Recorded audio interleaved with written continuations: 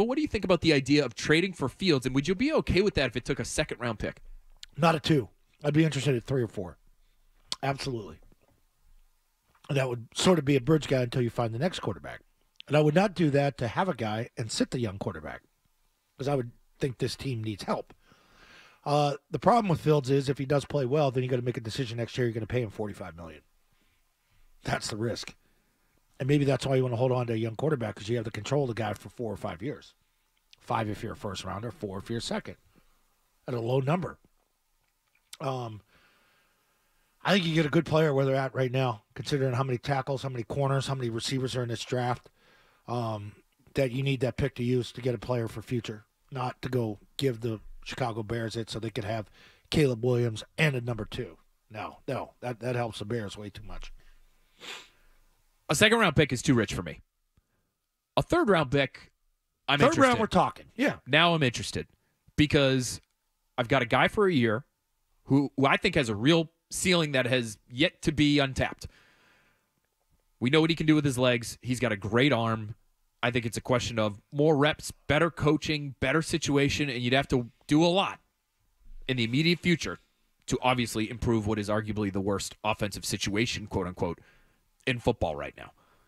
But I think you might be able to get him for a third. I'm going to read off for you a couple of general manager opinions that Charles Robinson, who I think is one of the most plugged-in guys nationally in the NFL, he writes for Yahoo Sports. He spoke to 6 GMs about Justin Fields' trade value. This was at the end of last season when things were going pretty well for him. One GM pegged Fields' value as a second and a fourth-round pick. That, to me, is too much. A second said a second-round pick. A third GM said a third-round pick plus a late-round pick. I could be okay with that. GM number 4, third-round pick and a fourth-round pick maybe next year. Fine with that. GM number 5, a third-round pick plus a late-round pick. GM number 6 and GM number 7. So he spoke to 7 GMs. The last 2 guys said a third-round pick, a straight third-rounder. There are enough opinions there that are in that third and a late-round pick or third and a future late-round pick or just a third-round pick. There are enough GMs there that, to me, it's realistic for the Patriots to give up a high third-rounder. They're at the top of the third round, obviously. Get that guy for a year. And your point is a good one. Maybe he plays well, and then you have to pay him. I would say that's a good problem to have. Yeah. Right? High-end problem. That's what you're looking for. Yeah, I would like to have that problem. I just threw it out there because that's a cautionary thing that potentially could happen.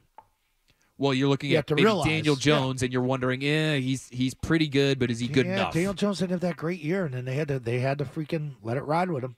And that was a problem. Would you still want to take a quarterback at some point if you still are using a third-round pick for Fields? For instance, maybe you trade down in the first round. And now we're getting into I know, we're in fantasy land here. But maybe you're trading down and you're getting a tackle. Yep. And now you've got 2 second-round picks.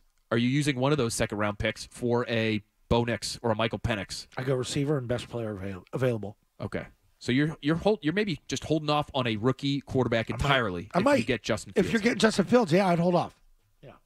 I don't see how that benefits the young quarterback, because if you're drafting a guy higher in the draft, whatever you want to call it, you need a veteran quarterback caddy as your backup. Not Justin Fields, who's trying to save his NFL career in a reclamation project. Yeah, he ain't going to do anything to help your young guy. He's not going to do anything to help the young guy. And then you've got a decision. Let's say he has a pretty good year. Fine. Like, there's enough there where you say, okay, well, maybe we want to, try this again. Then you need to, extend him? Then you need to figure out what you're doing with your second-round pick. No, that situation doesn't work one bit. If you're trading for Justin Fields, he's your quarterback. That's it. I think the point you raised is a good one. It's why I've been sort of against Bailey Zappi as the backup, because to me, if you have a young quarterback here, you want a sage veteran that the young guy can lean on for advice in the quarterback room, on the practice field, in-game. That's the kind of backup that I want. I don't want Justin Fields and a highly drafted rookie who's going to be competing for playing time. That, to me, is a waste of your third-round pick if you're trading Justin Fields for that guy. Let's take a quick call here because it's relevant. Zolak and Bertrand, 617-779-0985. Of course, Zolak and Bertrand is brought to you by BetMGM, the king of sportsbooks. Let's go to Ted. Ted has a take on the draft. Ted's in Warwick. Go ahead, Ted. Yeah, you're probably not going to like my take on the draft because the hours and hours that have been spent talking, which is good for talk radio, of course, about the draft, this current draft. I think the Patriots ought to wait until the 6th round and pick a quarterback at 199, and then watch the talking heads, especially at 2:00. Yeah. Watch their heads explode. You get hours of talk on that one. Those jerks. All right, Ted. Thank you very much. That was worth waiting 40 minutes for, don't you think? Golly. Who has 199 right now? The Falcons, actually. So, you know what? If you trade down to 8 with Atlanta, maybe you do end up with 199. Would you trade? And then you take Joe Milton out of Tennessee, who has a cannon for an arm, but might not know where it's going. So the Bears are there at 9. Would you trade from 3 to 9 to get Fields, that pick,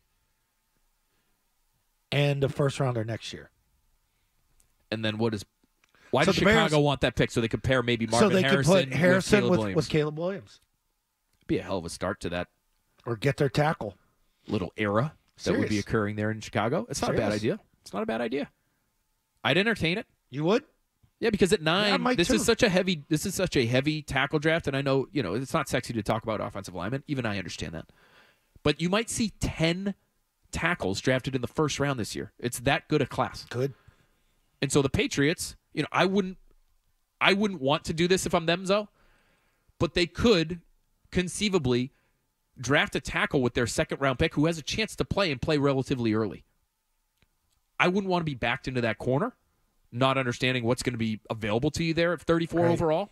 But they've lucked out in that the 3 positions that they need the most are probably the 3 deepest positions when it comes to high-end talent in this year's draft. It's quarterback, receiver, and tackle.